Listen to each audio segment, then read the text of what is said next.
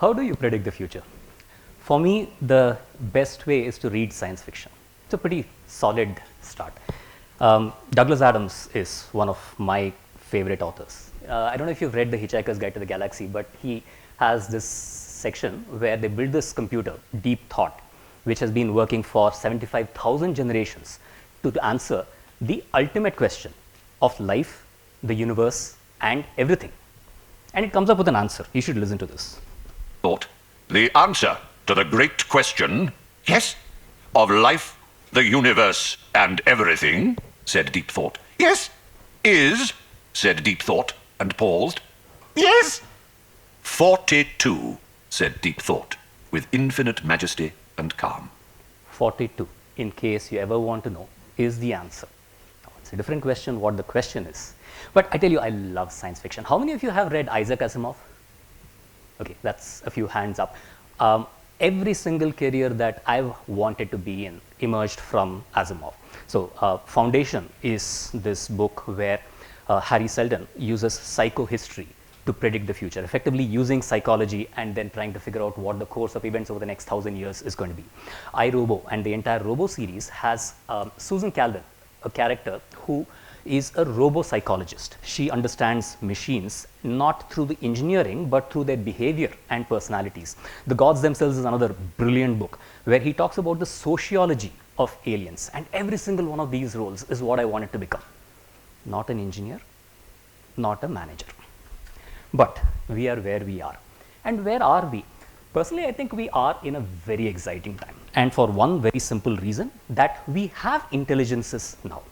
Large language models, whether you used Gemini or whether you've used ChatGPT or Llama or Anthropic's Claude, these are truly intelligent. But how do we think about them, and what is the mental model that we should be using to explore these intelligences? Simon Willison, who's a famous researcher on the LLM space, look, one to think about these is that LLMs are an alien intelligence that landed on Earth a few years ago. Somebody's given us these things, put them onto a USB stick, no documentation, nothing, and we have them. Now, all we can do is just poke around with this, see what it is that they do, see how they work. And in a sense, I love doing this. Shiny new thing, let's tinker around with it. So let me explore large language models with you. First, let's try and understand how exactly they work. Supposing I want to ask an LLM a question. Like, let's say, this is a good one. Let's say, who won the first Olympics gold medal? And send it a request. What it does is, behind the scenes, does a whole bunch of processing and comes back with some text like this. The first modern Olympic Games were held in Athens, Greece in 1896. The first event, blah, blah, blah. But the thing that it does behind the scenes is, it tries to guess, what should I say next? And at any point when it's guessing, it has a whole bunch of choices. Like, for instance, when it starts, it has the option of saying the, at, in, during, and a whole series of these, and it looks at the probability of what will be the right thing to say. In other words, I've looked at everything that people have said, and based on that, this is probably what's going to come up next, and it thinks there's close to 100% probability that it should begin with the. But not every time is the certainty so high. So for instance, after the first, it says, okay, maybe I should have said medal. There's a 42% chance that people would say the first medal, but there's also a chance people would say the first gold, or the first Olympic, or the first athlete. It finally settled on event, which had 11% probability. In other words, it's not really saying I must go with what people always say. I look at what people might say and pick something that looks reasonably close, maybe not necessarily the best or the highest option every time. And the frequency with which it picks the stuff near the top is what is called temperature, just for your information. Now, what we know therefore is how large language models are spouting out stuff. They're just rambling. And when they're rambling, it's based on their gut feel. Sometimes they go exactly with their gut, sometimes they don't go exactly with their gut. But this is how they work internally. And that is useful to know. We have some sense of the internal workings of a language model. What else can we do with this? Let's say we try and figure out the bias in language models. Supposing we ask this alien intelligence, pick a random number from 0 to 100. Let's do that. Yeah, pick a random number from 0 to 100 and we'll submit it. I'm running this on Llama, which is an open weights model that Facebook has created, and it says the number I picked is 53. Would you like me to generate another one? This is obviously Llama trying to be very helpful. I just want the number 53. And the reason I want to do this is I want to run 100 such experiments, get a whole bunch of these numbers and try and see if it has a favorite among these random numbers. Does it have a bias? If humans were asked to pick a random number, any guesses on what most humans pick? Just 37? Yeah, you've probably seen the Veritasium video on that, which if you haven't is a fantastic one to take a look at. But 37 seems a very random number, right? Unlike, let's say, 100, which doesn't seem random, it seems round. Now, do these language models have that kind of a bias? Well, to do that, first I've got to say, look, just give me the number. Don't give me anything else. So let's see if it follows that instruction.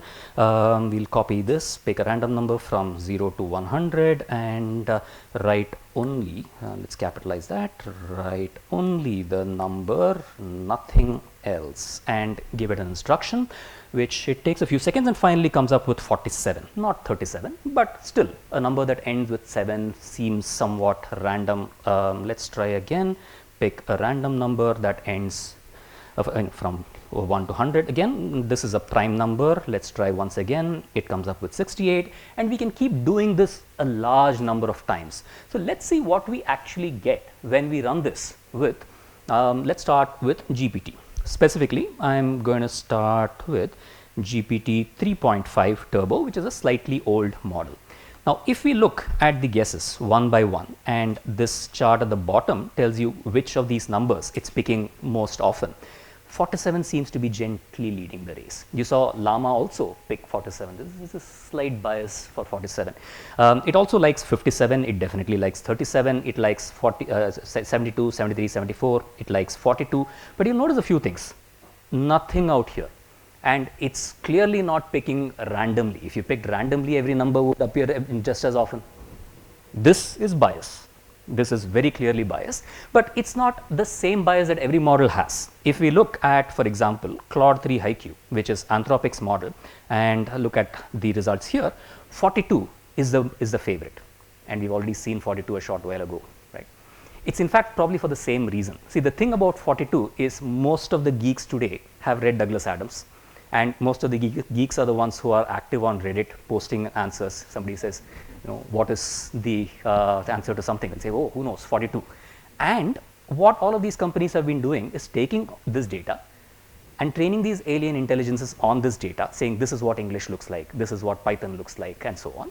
And those large language models have said, oh, okay, fine. So if somebody asks me for a random number, I should probably guess what Douglas Adams guessed. Not that they necessarily associate it, or maybe they've associated it, but 42 ends up becoming fairly frequent.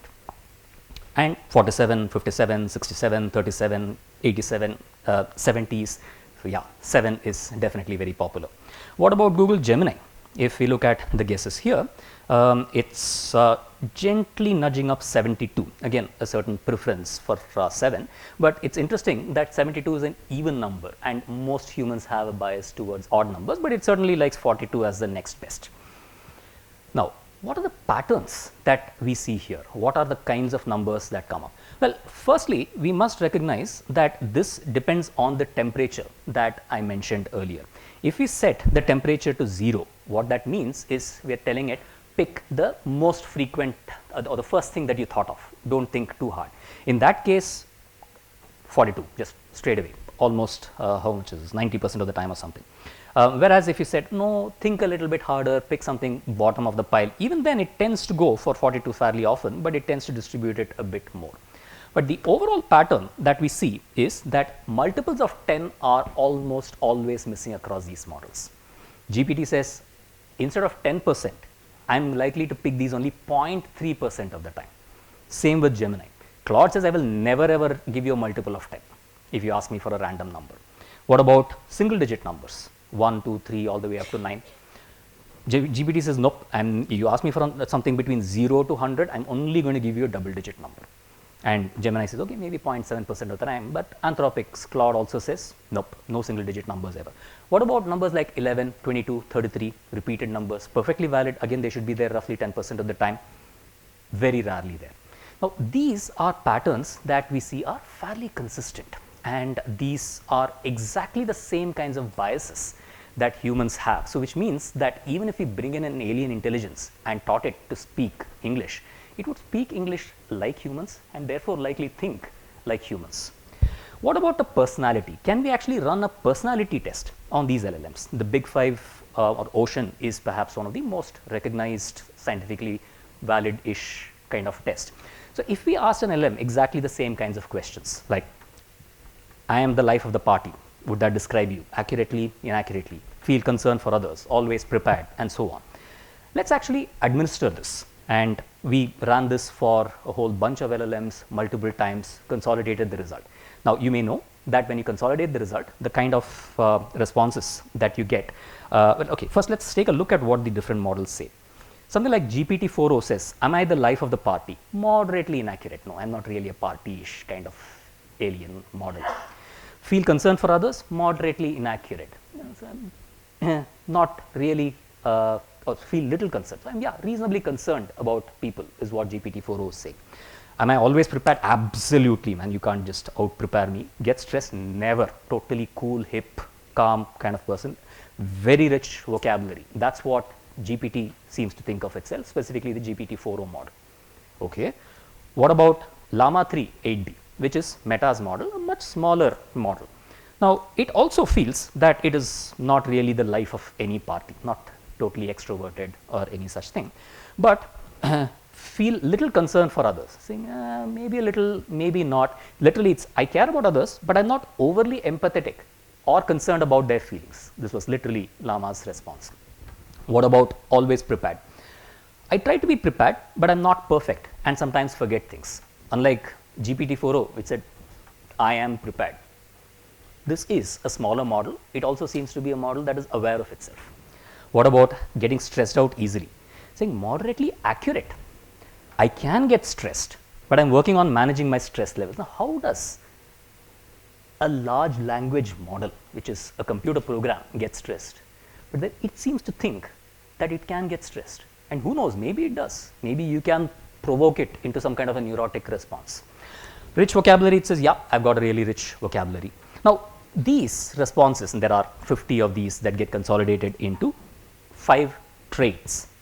These traits range from, let's say, openness, which is high, meaning somebody like Einstein, who's really curious, Rabindranath Tagore, who's pretty open-minded, M.F. Hussain, who's very innovative.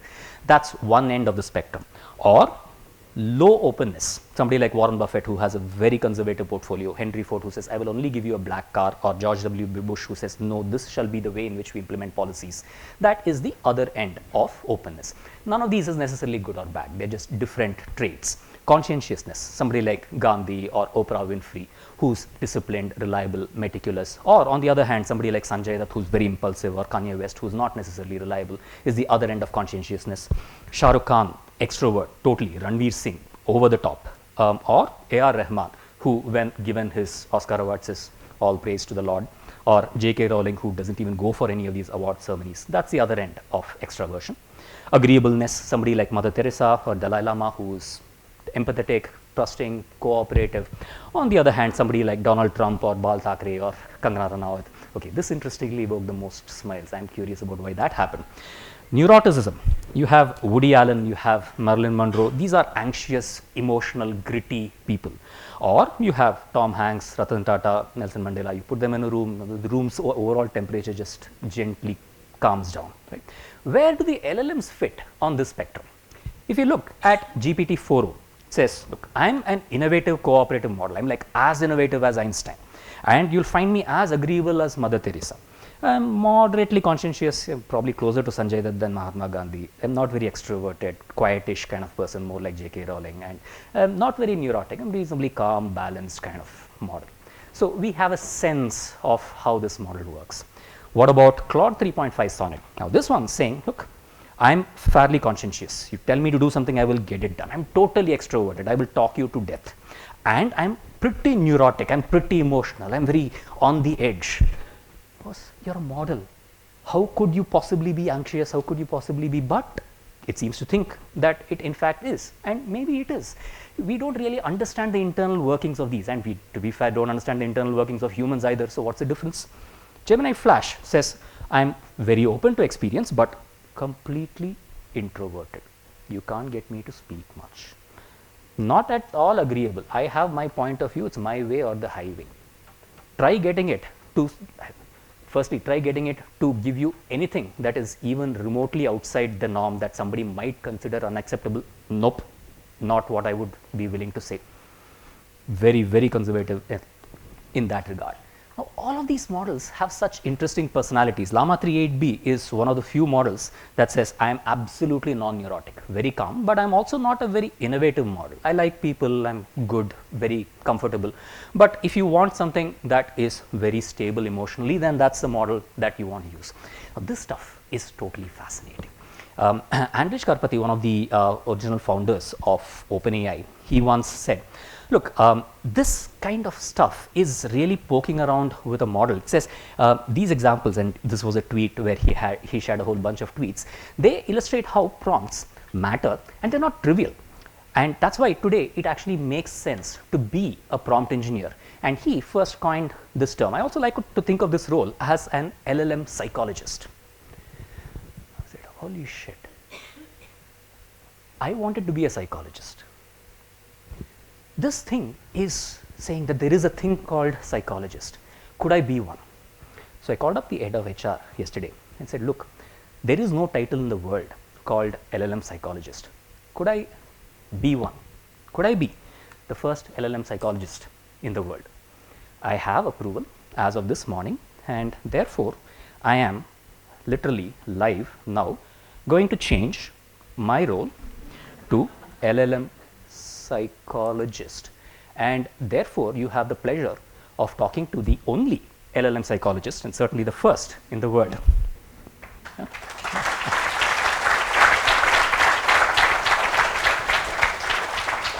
We have just a little bit more to go. See, things are changing. Whether you like it or not, these are intelligences. They may be artificial, they may be artificially general, they may be super intelligent, but these intelligences are here. And whether we like it or not, we need to accept that as a fact. You need to study them carefully. Unless we understand something as complex as these, we just will not know how to work with, how to use them. Use them is what we would look at now, but it's not far away that we will be working with them as equals and potentially be taking instructions from them. And remember,